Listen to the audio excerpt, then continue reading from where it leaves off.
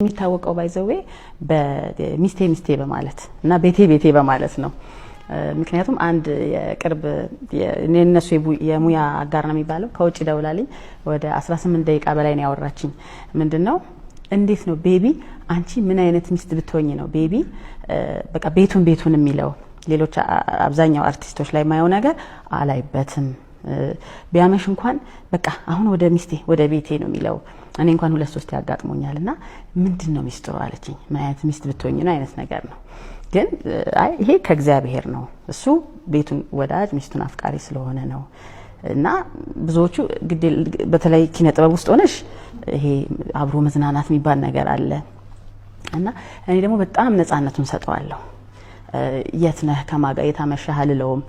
በቃ ራሱ አስቦ ሲመጣ ነው ደስ የሚለኝና እኔም ነፃነቴን ስለምፈልግ እሱን ነፃ አደርገዋለሁ። ቼክ አላደርግምና በቃ ለኔም እንደባል ኮምፎርታብል ባል ነው። ለልጆቹም በጣም መልካም አባት የሚኮሩበት አባት ነው።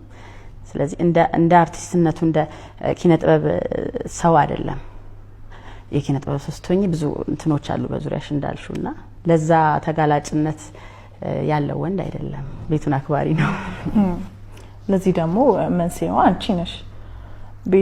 ቤትሽ ኮምፎርት ዞን የሚሆነው ቤት ውስጥ ያለ ሰው ሰላም መፍጠር ሲችል ነው። እሱ ልክ። ስለዚህ